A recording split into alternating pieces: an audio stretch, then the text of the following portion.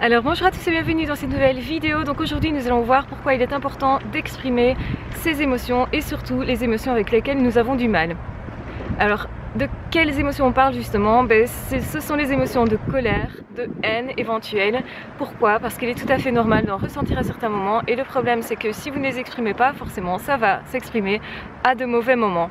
Donc si vous mettez une pression effectivement sur cette partie de vous-même qui est votre partie d'ombre en fait, qui est la partie effectivement qui pour vous est peut-être la moins saillante, la moins sympa, vous n'avez peut-être pas envie justement de la reconnaître et le fait de ne pas la reconnaître va faire que cette partie peut s'exprimer à n'importe quel moment.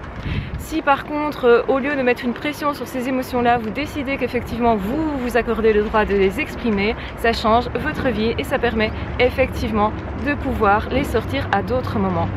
Donc savoir qu'on a cette partie-là permet effectivement, premièrement, de pouvoir les sortir à des moments qui sont des moments choisis, pas sur n'importe qui aussi, qui va être dans des situations plutôt adapté en réalité. Vous pourriez tout à fait décider de peindre votre colère, de peindre tout ce qui a été frustrant pour vous et cette façon de faire va vous permettre effectivement de vous dégager de toutes ces émotions là, de vous reconnaître dans vos parties positives comme dans vos parties négatives. Ça veut dire que vous vous autorisez aussi à dire non, à être parfois irrespectueux du point de vue de l'autre, parfois aussi à mettre certaines personnes à distance, du coup à mieux vous défendre, à être pleinement vous et à l'être de façon complètement détendue.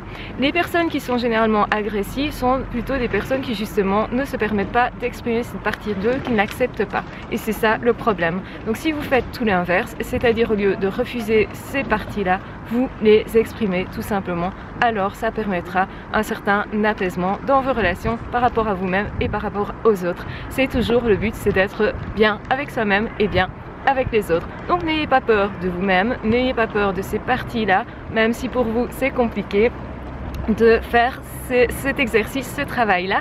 Parfois, effectivement, on a l'impression qu'on va être submergé par ça. En réalité, il n'en est rien. Quand vous les exprimez et que vous les exprimez de façon consciente, il n'en est rien. Vous n'allez pas vous faire submerger. Vous allez vous faire submerger, par contre, si effectivement vous les repoussez et que la pression est telle que ces sentiments-là, ces expressions-là, cette colère-là va ressortir à n'importe quel moment. Et il en est un peu de même pour la tristesse. Beaucoup de personnes n'acceptent pas d'être tristes et aussi vont refouler ces émotions-là et une façon de les refouler c'est de courir derrière le travail, derrière des activités d'autres, de s'obliger à avoir du monde, de s'entourer énormément, de s'accrocher aux autres. Donc une façon d'être dépendant affectif, c'est aussi une raison, c'est de refouler ses émotions, c'est de fuir quelque chose qui est en soi. En fait, quand on fait ça, on refoule quelque chose.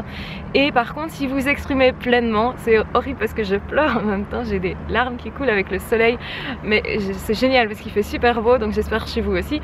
En tout cas, c'est agréable ici, donc j'espère que vous voyez ça et que ça vous permet justement de pouvoir vous exprimer. Et donc, je vous conseille d'exprimer pleinement aussi ce que vous ressentez, même si ce sont des choses qui ne sont pas sympas, que vous pensez ne pas être sympas. Parfois on est étonné, on pense avoir énormément de colère et en fait cette colère-là va permettre qu'on puisse se défendre, va permettre qu'on puisse s'exprimer, va permettre aussi notre originalité.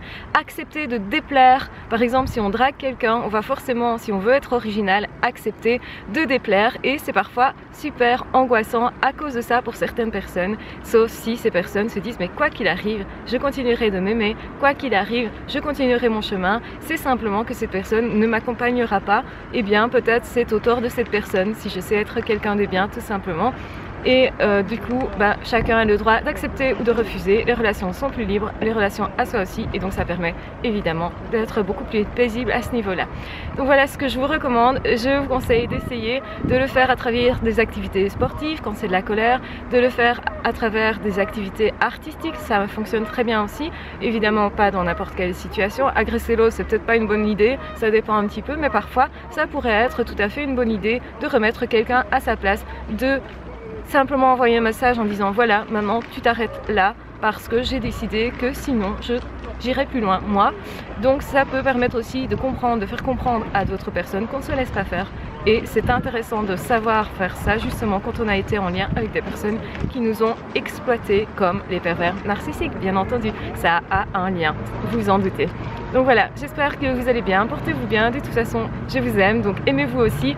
Prenez soin de vous, profitez du soleil si vous en avez chez vous, profitez des périodes où vous pouvez être paisible, des périodes où vous l'êtes moins, profitez-en aussi, profitez de tous vos sentiments et dites-vous que de toute façon vous êtes grand d'avoir tous ces sentiments là, c'est que vous êtes vivant, donc prenez mesure de ça, vous êtes vivant et c'est génial la vie, c'est génial même dans la colère, même dans la frustration, même dans la tristesse, c'est génial de se dire qu'on peut ressentir ça, que ça veut dire qu'on est vachement vivant, ça veut dire aussi qu'on va pouvoir, si on accepte tous ces sentiments là, si on accepte cette partie de soi, on va pouvoir être pleinement soi, on va pouvoir aimer pleinement aussi, on va pouvoir se découvrir pleinement soi aussi, s'aimer pleinement soi aussi, c'est peut-être une clé qui vous manquait et j'espère du coup vous l'avoir donnée. Donc aimez-vous, aimez les animaux, aimez la nature, aimez tout ce que vous pouvez aimer pleinement en étant vous-même. Détestez aussi si vous ressentez ce type d'émotions, simplement sortez ces émotions-là.